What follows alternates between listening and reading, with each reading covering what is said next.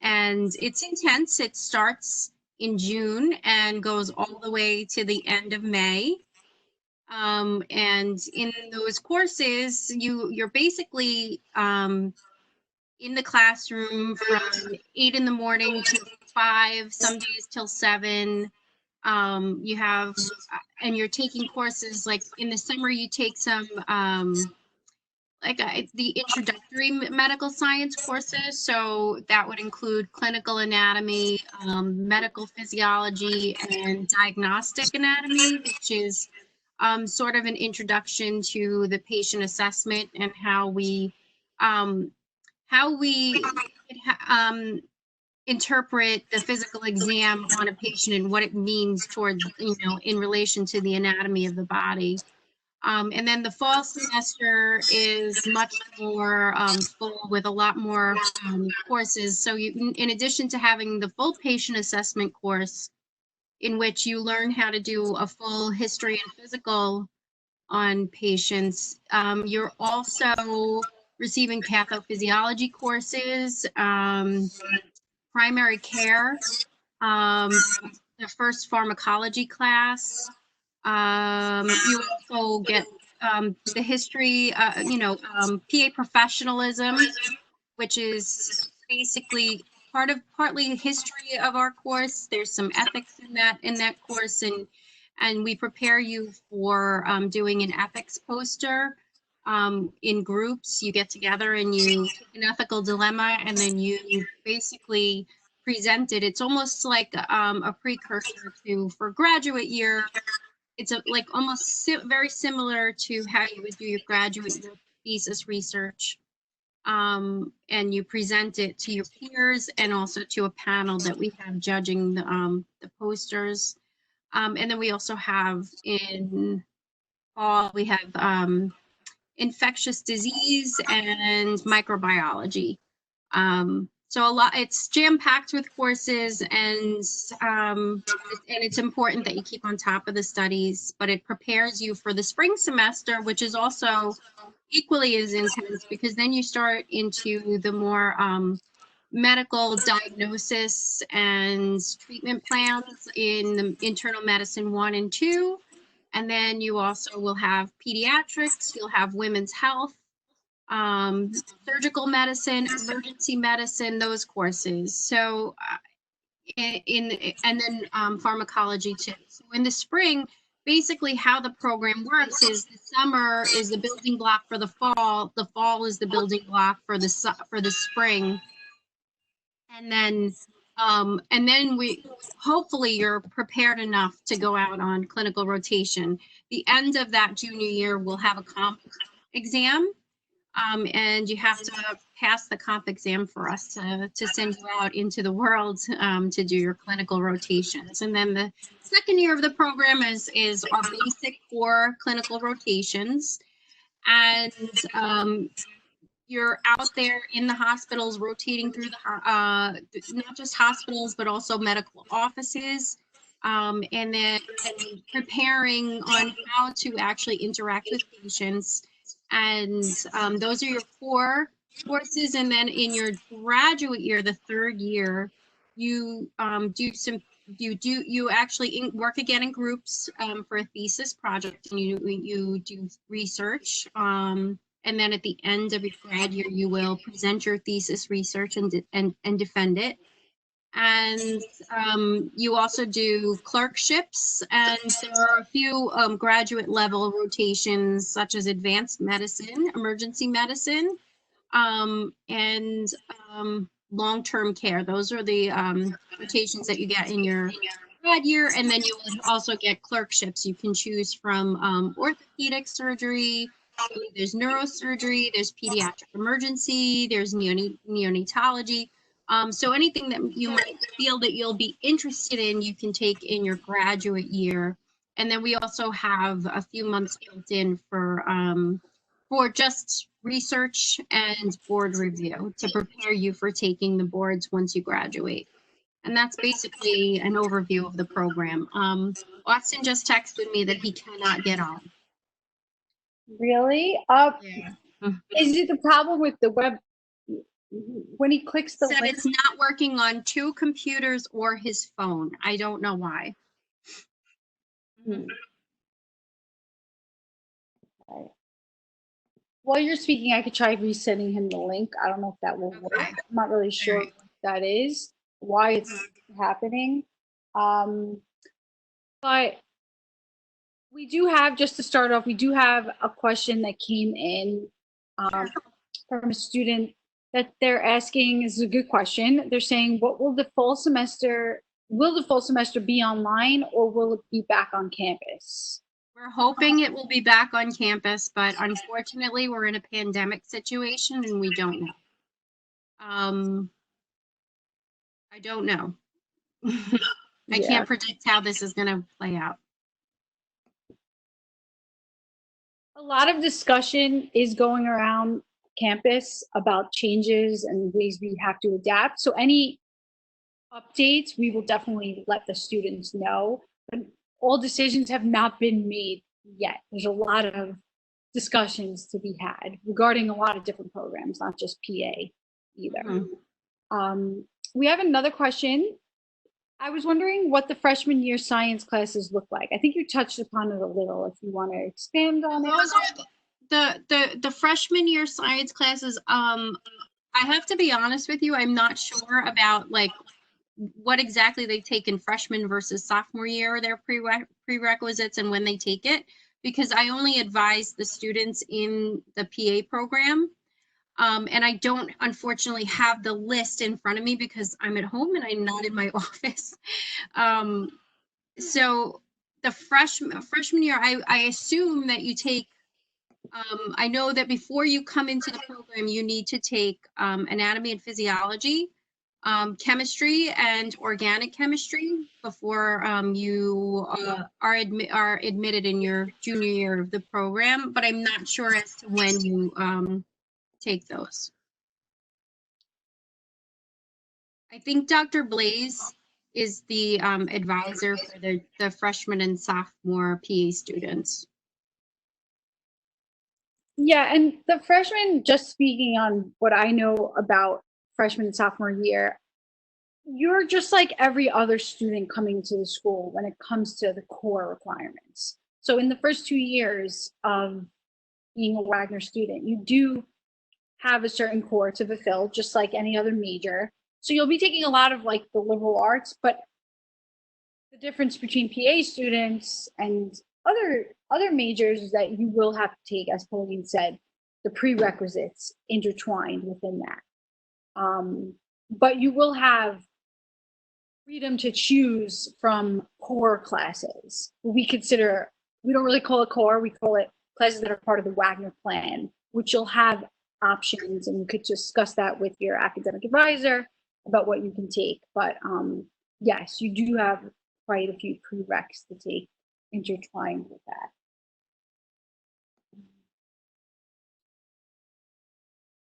Feel free to send in any more questions. I know we had those two come up while we were doing introductions, but are there any specifics about the program, maybe even about that junior senior year when you're actually entering into the PA component of it?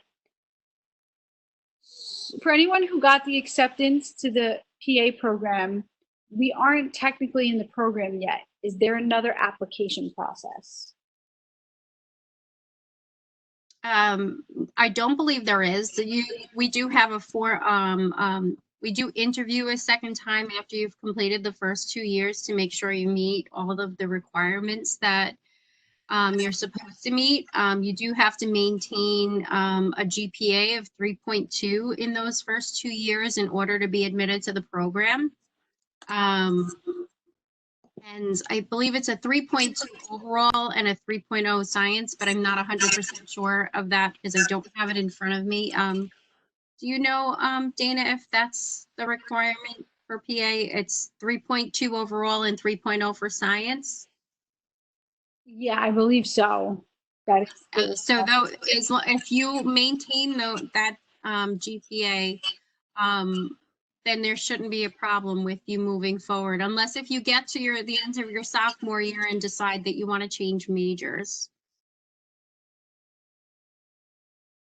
which I've had a few students do that last year.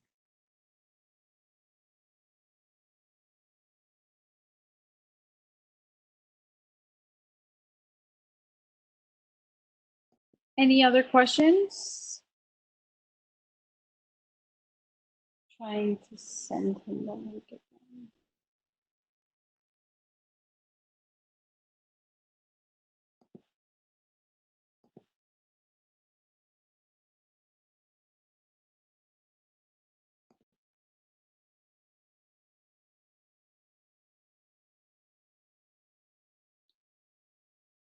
In your opinion, is the workload overwhelming? In my opinion. So it is, you know, I'm not going to lie, it's intense. I've done it. I've done it because I'm a PA, obviously. And I did it. My didactic year was in the 90s, probably before any of you were even born. But it's very intense. Know going into it that you have a lot, it's a lot to learn in that didactic year and a lot to keep on top of. There will be more than one exam per week. Some weeks you might have as many as 4 exams in a week. I try not to do that as the didactic coordinator. I do want you to be successful. So I try to space the exams out as best as possible. And make sure that there's ample studying time for them, for the didactic students, because I don't like to see my students fail. I like to see them successful. Unfortunately, there is often students that cannot handle the coursework. And in the summer semester, you know, if there are more than one failure, so if you fail a course, basically, you get put on warning. You fail 2 courses, you get put on probation, and then by the 3rd one, you may have to dismiss. But for the most part, there's lots of PAs out there, so they've been able to handle it. Just know going into it that it takes a lot of dedication to keep on top of that coursework and be successful. And do you recommend living on campus during your didactic year? It's really up to the student. I was a commuter student when I went to PA school. I did not go to the Wagner program. I did live on Staten Island. I went to the other program that's no longer in existence there. I lived at home. It was difficult for me only because I had younger siblings at the time. I shared a room with my sister who was in high school, and it wasn't easy studying. So depending on your home environment, if you have a place where you can go to study in your home and you have your own bedroom, it should be fine. I do have commuter students this year from Long Island. They were commuting an hour to an hour and a half to get home, there and back every day. Ironically, the one of the girls that I'm thinking of, she did exceptionally well. She's doing exceptionally well this year. Even though she had a substantial commute. Now that we're all online, she doesn't, obviously, but she did exceptionally well for the amount of time she had to spend commuting. It really is up to the individual's personal situation. I wouldn't recommend either way.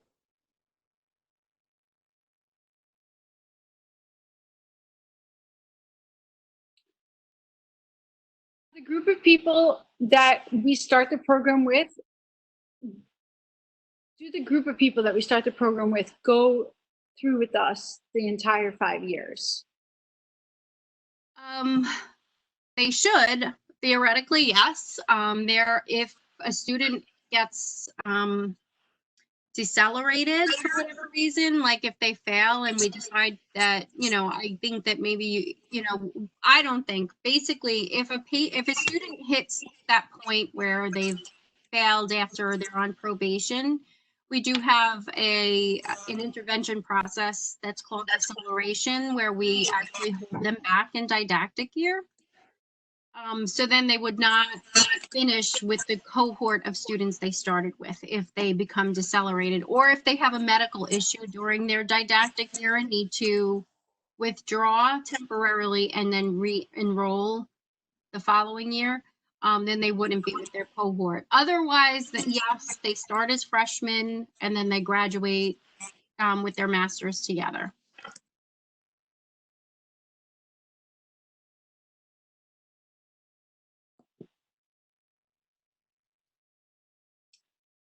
I was just going to add, I was actually just typing this into the Q&A, but I'll just say it.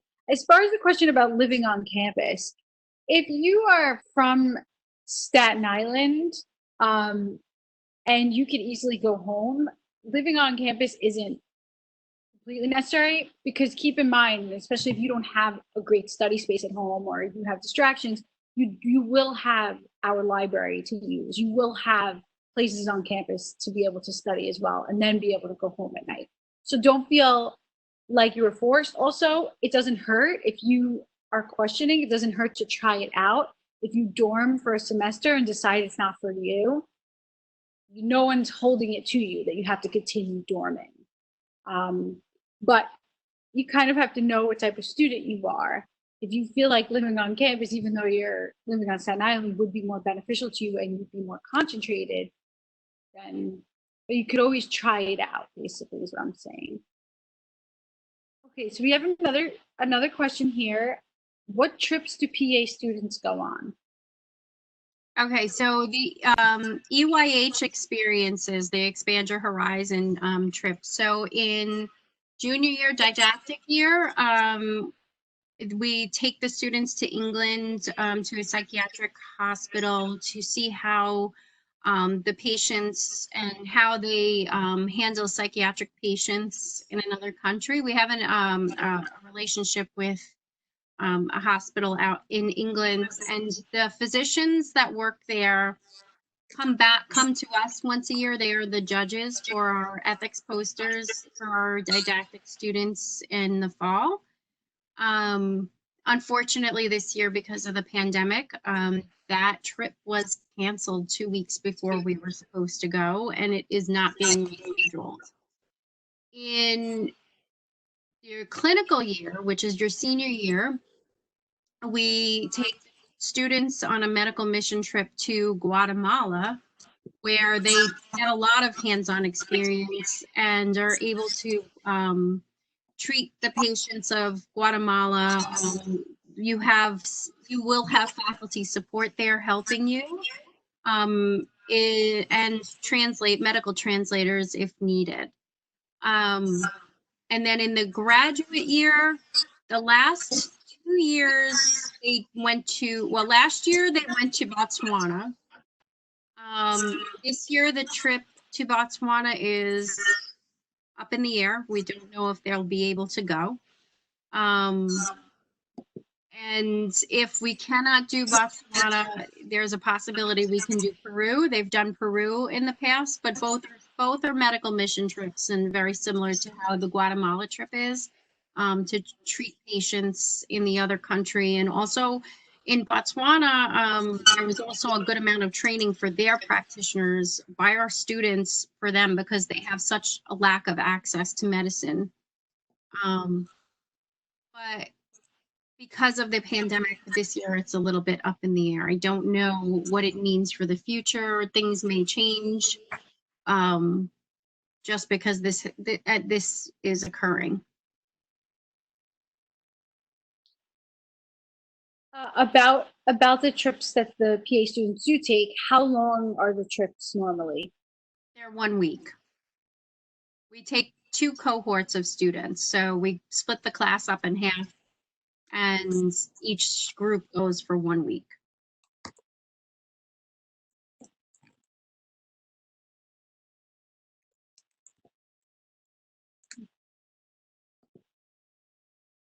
Sorry, Austin's still trying to get on. I'm not really sure what I sent him the link again. Did you say you tried Internet Explorer? I did. I told him that I used that browser, but he's saying that he can't. I don't know.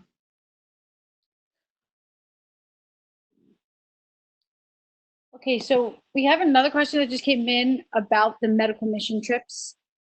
Okay. Are they mandatory for all students?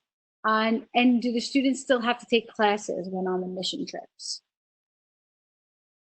So they're actually built into courses, so they are mandatory unless if somebody has a medical reason why they can't take them, then they are built into courses, so it is part of your grade. There have been students in the past that have not been able to take a trip for whatever medical reason, and they were assigned something else to do. But for the most part, yes, we do. It is mandatory unless if there's a reason why they can't be go on them.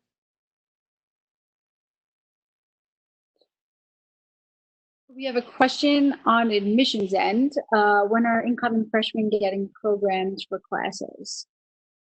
Programming usually doesn't happen yet. I think it happens more towards, I'm not sure if you know too much about the programming, but technically most of the time, May 1st would have been the deadline, which it is still the deadline for PA students.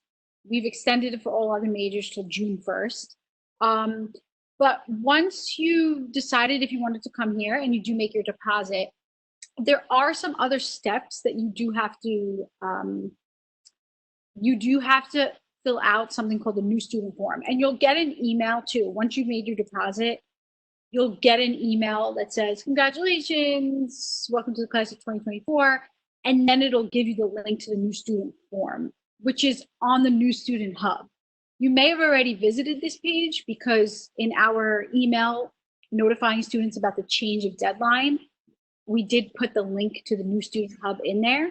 There's just a few different steps that we ask that you take. Once you fill out that new student form, it's going to be asking a lot of information from you. It's also going to be asking what type of learning community that you want to be a part of. I don't know if you remember us mentioning this, but every student has to be a part of a specific learning community. And on that new student form, that's where all of the options will be listed, and then you'll get to choose which one. So it does ask for more information from you. And then it'll probably be, I'm not sure, it probably is going to be pushed back since everything has been a little pushed back. Probably sometime in June, the academic advisors will start to reach out. And if you're going to be getting a specific one from the PA program, technically though, I believe it's Matt Kubaki is the one that registers all freshman students, regardless of if you're in the PA program or other programs. So you should be getting some type of email or phone call from him, and you'll be registered for classes. So I would say, assume that it's going to be sometime in June or July, but you'll definitely get notification about it. But that doesn't happen until after you fill out the new student form. First you deposit, then you fill out the new student form, and everything comes after that. You'll get information on orientation, registering classes, and everything else that you'll need. So, one second. Okay, we're forwarding a new link to Austin. I'm going to see if it works this time. Okay. Sorry, let me just get back to this. Okay. How much percentage of students move on to the professional program every year? That I'm not 100% sure of. I don't know if you know in admissions. I just know that when I start on June 1st, I generally have a class of 40.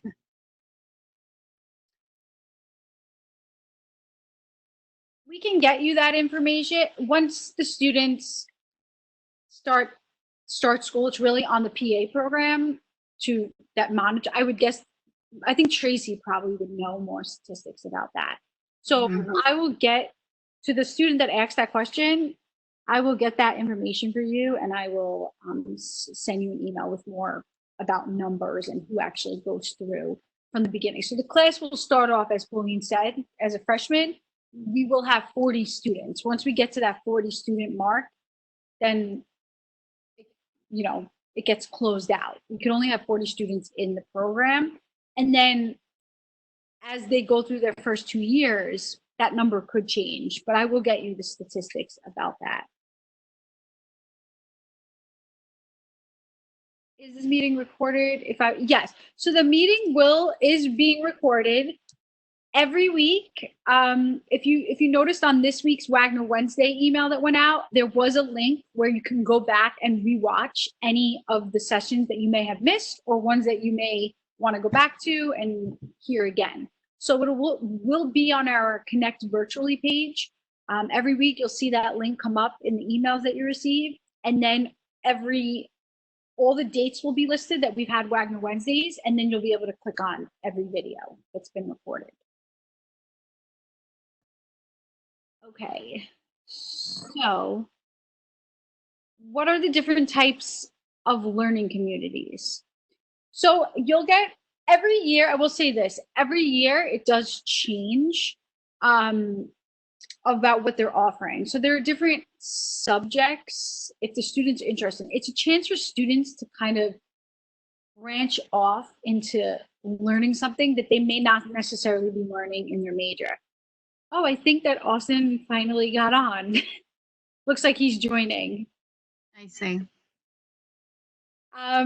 So if you want to, the learning communities are listed on the new student form, which is, like I said, what you'll fill out to decide if you want to come here. But there have been different ones in the past that I know that have been food and culture, if you're interested in that, or basically the learning communities also, in a unique sense, they combine two different topics that you may not necessarily think relate. They combine. So it could be politics and English, or something that you're just having two different subjects and somehow you're learning how they can relate. That's not the best explanation. If I could, my computer's going slow. If I could pull up the ones that we're offering this year, I can give you a better idea. So I'll get back to that question as soon as I can pull up the sheet. I'm not sure if Austin, can you hear us? It shows that he's there.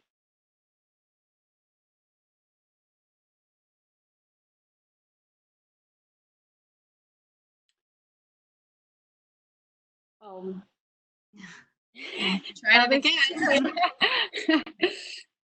I see a question here. When I submitted my deposit, I did not get an email with the link to the new student form. Yes, we do know that.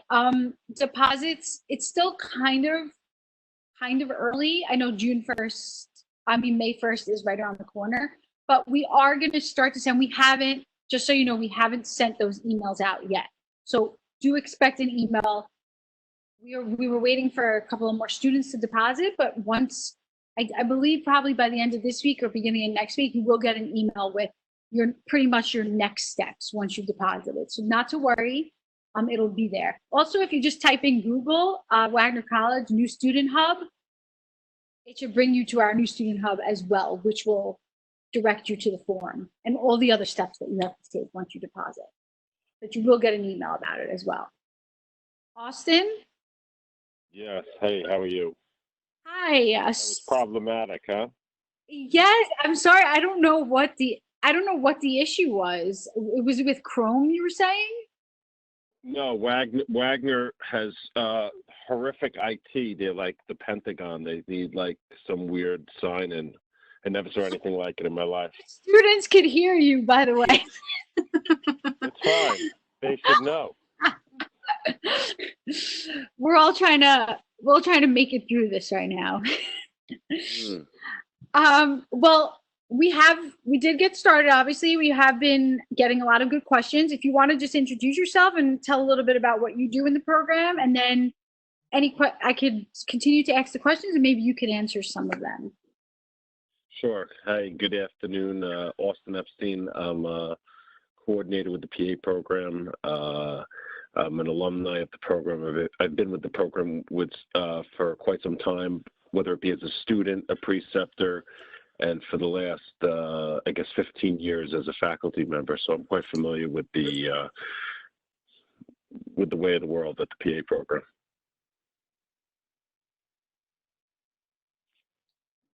Okay. So,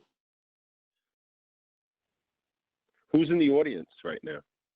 so we have about 12 participants. All the students Okay. that are in the audience are students that have been admitted. So some of them may have been ones you've interviewed. They were all accepted to the PA program. And though they got some information during those interview days, this is an opportunity for them to ask more questions that may have come up in their minds, and kind of they're all trying to see if Wagner is the right choice for them as far as the PA program. So, Sure. That's awesome. Congratulations. okay, so we have a few more questions that came in. How can we minor in something in the program? What was that? I'm sorry. Can you have a minor in the PA program? Oh, okay. I'm sorry. To my knowledge, you cannot. There's not enough time in the college to have enough credits. That'd probably be a best question for the registrar or somebody in that office. But to my knowledge, you cannot have a minor where it would be listed on your diploma, because there's not. If you think about it, you're doing 2 years of prerequisites. And you wouldn't have, I guess if they went to school in the summer, it's plausible, but I'm not aware of anybody who does that. Yeah, just to jump off that, yes, unfortunately, the answer is no. The PA program, as Pauline said, it is very rigorous, and there's not a lot of time for students or leeway for students to do a minor. Their schedule is kind of packed, especially once they get into the actual PA program portion of it, and clinicals. There wouldn't be much time to minor in something.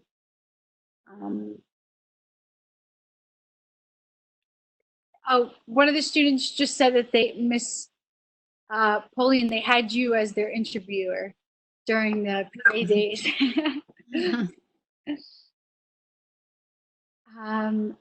Okay, we have another question. How much average debt/loan amount does a PA student have after graduation? That's entirely dependent upon how much you take out in loans. That has nothing to do really with us, because you could come from a really wealthy family who's able to pay for your tuition, or you are doing it all on your own and taking out your loans. You might be getting scholarships. Some students might not get as much scholarship as other students. So it really is dependent upon the student, and we don't really have any involvement in that part. Actually, going off that, that's another thing that if you want statistics, I can try to get them for you. But Austin, I'm not sure if you know this, but a student did ask, what percentage of students move on from those first 2 years to the actual PA program? Do you have anything to say about that? Sure. So up until this point, and I don't know if things will be changing with the new director, but for the most part, when there's an attrition of a student after the freshman or sophomore year, more times than not, it's related to the student not choosing another major or just not thinking that this was the correct move for them.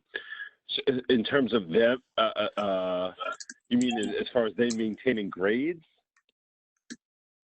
Yeah, like students who actually make it through where they can be a part of the last few years of the program and not, I guess, decelerated or kicked out of the program, or all of our spots that were open for transfers in the past were due to spots that were initially intended for people who came in through the freshman year and then decided for a variety of reasons that this was not the correct career path for them.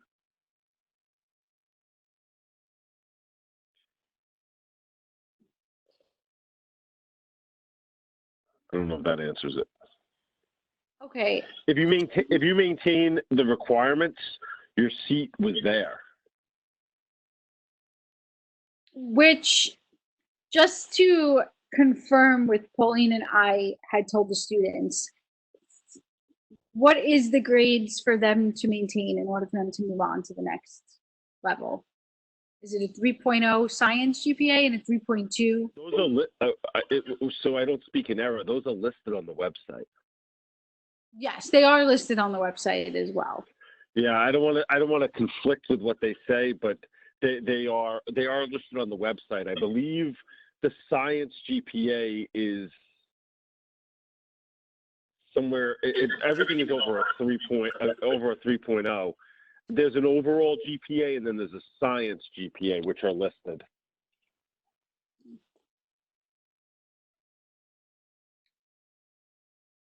And then we have another You question. have to list those Sorry. because to maintain accreditation, those are all listed in print.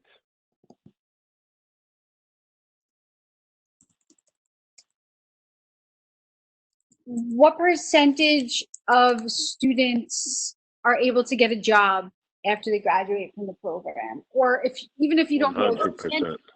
That's 100%. There you There's go. no such thing as an unemployed physician assistant. Unless if they can't pass the pants, but we're pretty sure we do a really good job of getting them to pass their boards exam. Correct. But if you graduate and pass the boards, there's no such thing as an unemployed PA.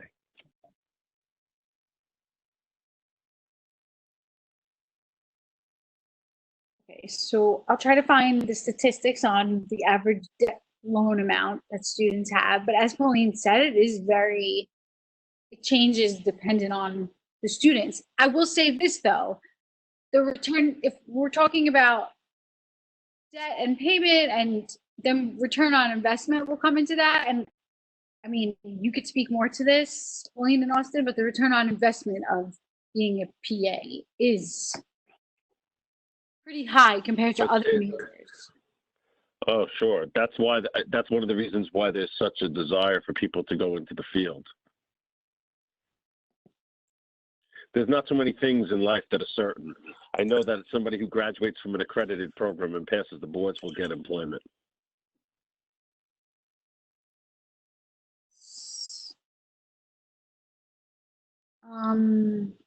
Do you know how much passing percentage of the licensing exam of first-time exam takers? So what's the percentage, the pass rate?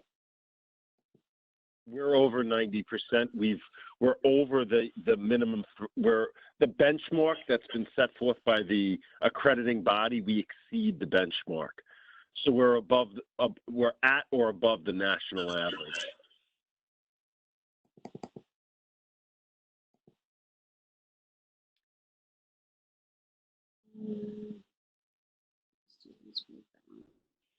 Again, those statistics are posted on the website.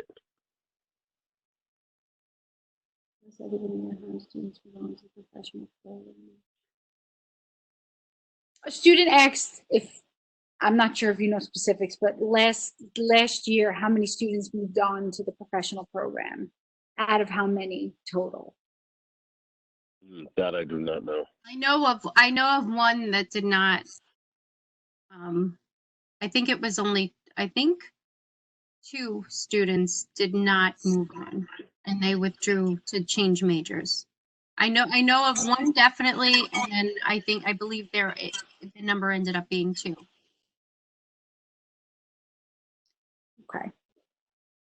Just to go back I am on the website right now, just to confirm, we were correct. So the cumulative GPA in the first 2 years, and once you're in the program, it has to be a 3.2 or higher, and your science GPA has to be a 3.0.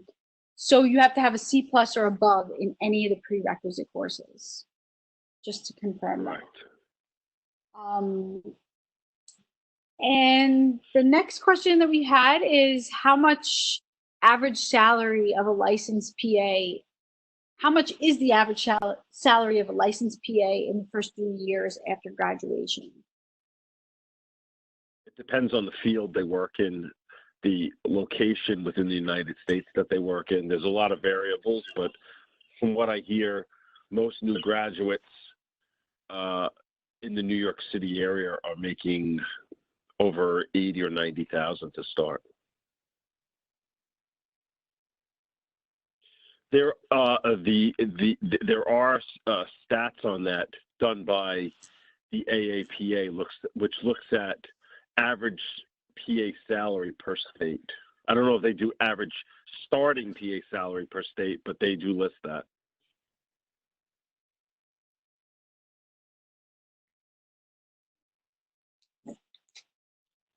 Okay. And question about classes for PA. Are students able to use an iPad for the classes? In didactic year, most students use they use a laptop for class and an iPad for exam taking.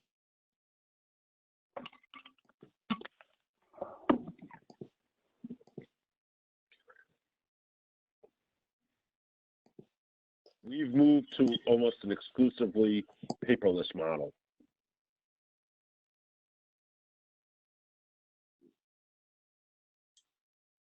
How does specializing in a field work?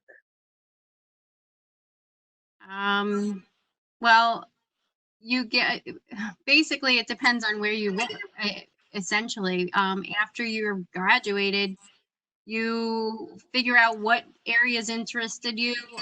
Could be surgery, could be internal medicine, primary care, pediatrics, women's health, and then you just apply to the jobs and you get training on the job.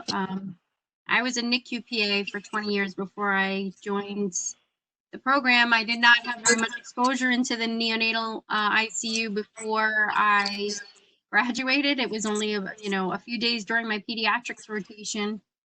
But there were job openings in the fields. I interviewed, I took the job, I loved it, and that's basically I learned everything I needed to know on the job. The crux of the PA education is that we prep people to be primary care clinicians. However, this is a hotly debated topic in the world of PA. A lot more than not tend to go into subspecialties. Just the way of the world right now. Surgical especially in a metropolitan area, especially in a metropolitan area, there's more of a need for subspecialties. But if you're going to like a more rural area, there's a lot more practicing primary care PAs, which is what we train in.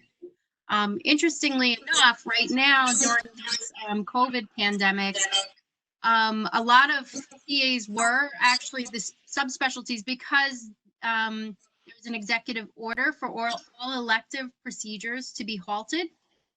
So a lot of subspecialty PAs were furloughed during that period because they're not working, they're not getting paid.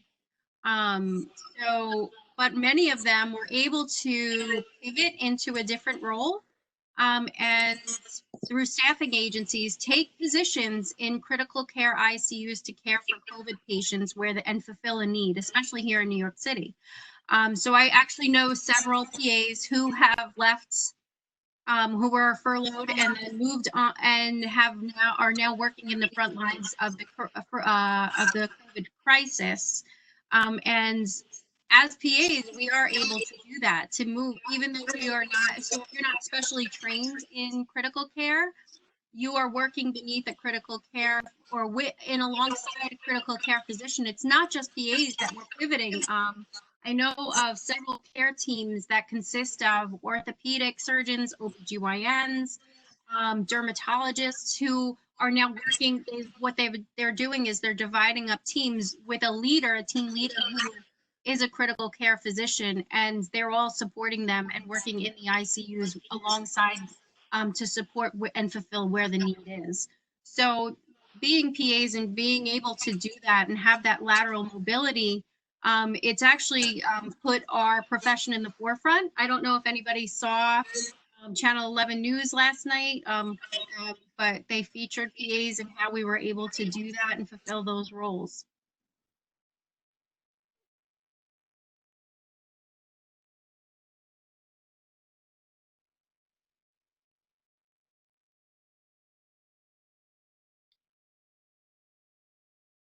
We did have a question that I skipped over accidentally. Sorry about that. We kind of did just speak to it though. One of the students asked, how are you spending this time during quarantine? So I'm assuming they were asking about PAs. I'm I working. had a full head of hair before this. I'm working. I'm still teaching. I'm still coordinating didactic year. I'm still preparing and proctoring exams, and preparing for the next class of PA students to come in. So I am working my full-time position as a didactic coordinator just from home. And I'm also being teacher for my own children. My two older ones don't need as much support as my youngest one, who in school he had support, so he needs a lot of support at home. So I'm fulfilling that role as well. I've been practicing doing mostly telemedicine at an office on Staten Island. It's quite unique because you don't get to interact with the patient directly. It's like this, virtual. So it's challenging, and a lot of patients are on edge just because of all the unknowns associated with the virus.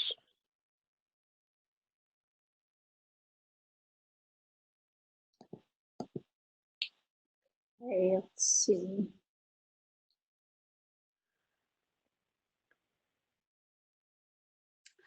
Just to kind of get your, we don't have any more new questions that came in, but just to kind of get your opinion, Austin, on a question that was asked by a student about if we recommend that they live on campus during their didactic year. Can you speak to that? What are your thoughts on that? So once upon a time in the early days of our PA program, the program was not on campus, and it was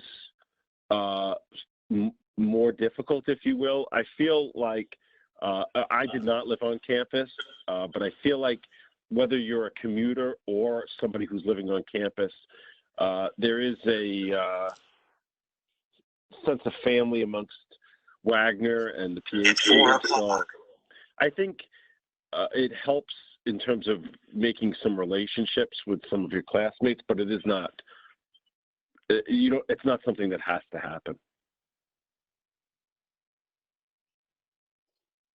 The days of there being a huge divide between the commuters and the people who reside on campus are from my eyes, pretty much over. Thank you. We had another question that came in. Can a graduated physician's assistant student pursue to become an MD/doctor? Yes, but they have to go to medical school. Yeah, and I'll reiterate something that was said to my family and myself when I was a prospective PA student.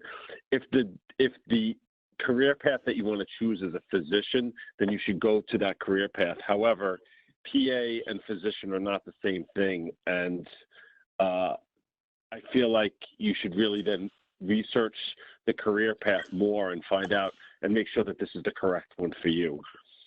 I mean, they are very similar in a lot of regards, but they are different in a lot of ways as well. And I feel like if that's your goal, then you should go pursue that goal. Don't do PA instead. It shouldn't, or in addition to it. You should choose PA because you want to be a PA, not because you want to use it as a springboard to become a physician. I agree 100%. So basically, yeah, you can, but you'd have to go to medical school. It's not like you're gonna have an edge or an in because you were a PA.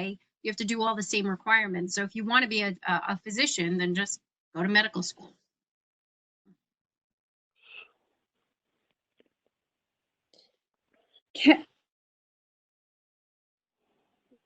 A student asked, are textbooks included in the tuition?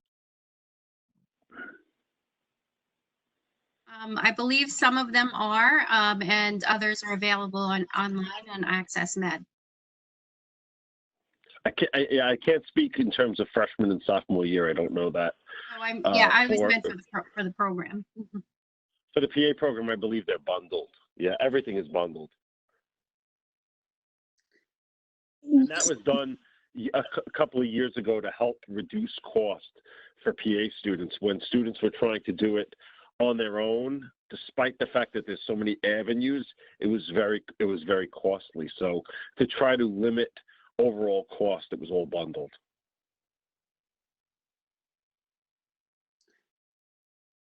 Yeah, so one thing to add to that, sometimes students also will ask, are textbooks included, but also are the trips, the mission trips that you mentioned, are they also included in tuition?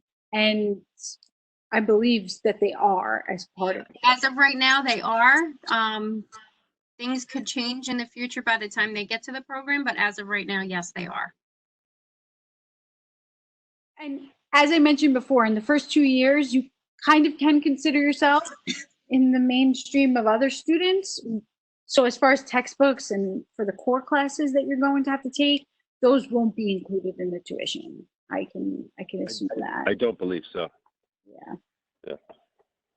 And then also to add about tuition, remember that in that 5th year, you do get a discount on tuition. So you don't have your scholarship anymore, but there is a discount that comes with considered graduate school at that point. But you do get a bit of a discount for that.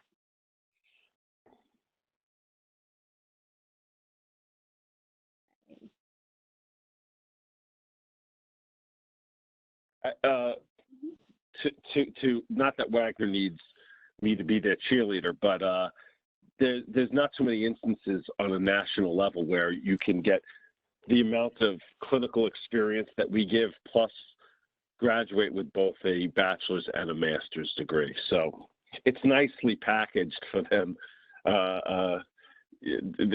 They'll for those who are coming straight to high school, they'll be at a young age with a lot of education under their belt and a lot of clinical experience, ready to jump out into the workplace.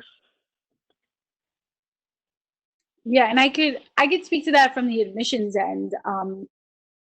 Not sure if you're aware, but we do have a second degree PA program, and my recommendation is if you have an inkling that you are interested in PA or want to be a PA, you accept the offer from the very beginning, because I don't know how other programs are, but I know our second degree PA program is very limited, the number of spots that we have and the number of students we could accept.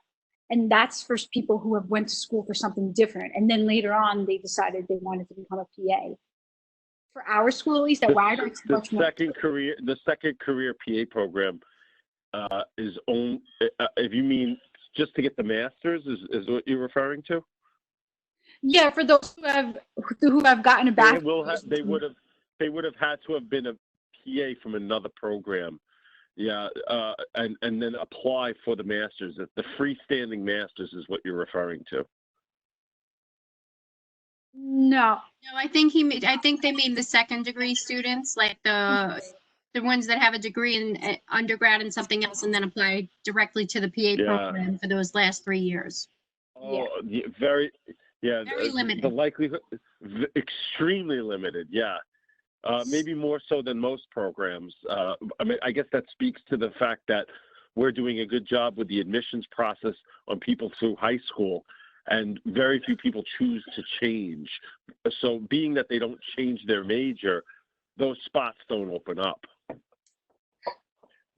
Yeah, correct. And we actually, just to put into perspective, we actually had no spots to offer. We had a ton of applications that came in for second degree for the fall, and we had to email every single one of the students and say that we can't offer them an interview because there were no spots available. So that's why I recommend applying from day one. And if you get accepted and this is what you're interested in, definitely taking the opportunity. And in the end, if it doesn't work out for you, then at least you took that opportunity first.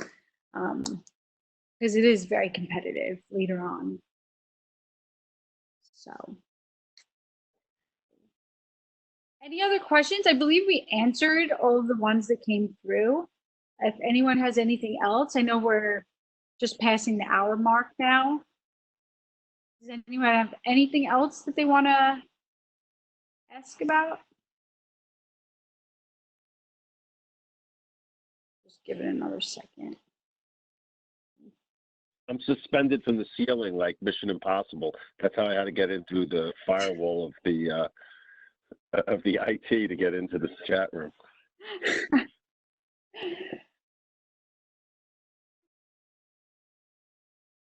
That's right.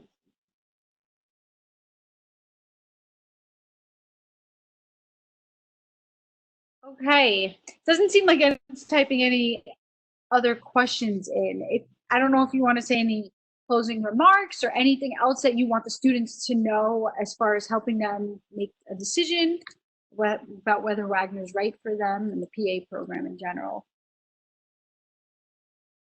Well, if you're looking for a program that's been very stable for 20 plus years now and is in the heart of New York City, it has a proven track record, and you enjoy the small life campus of Wagner, where people get to know you and you can make a lot of friends and a lot of connections.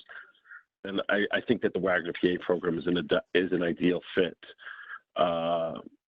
It has a lot of offerings, not just at the college level, but the PA program itself. We're very much on the map. People know who our students are.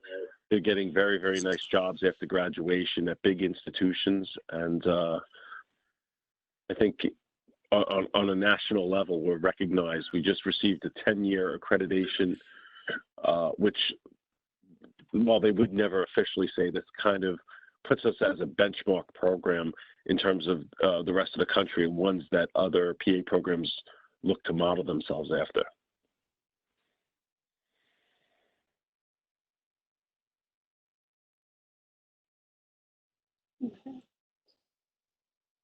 Okay, Pauline, anything or?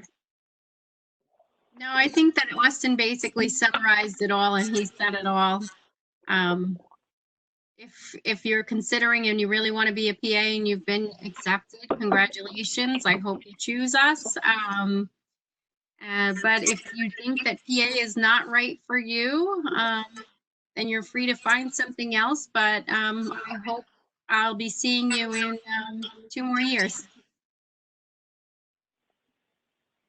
Yes, congratulations to everyone again. Thank you, Pauline and Austin, for joining us. We apologize about the not being able to join, but we're glad you joined eventually. As far as the students, thank you for those who attended.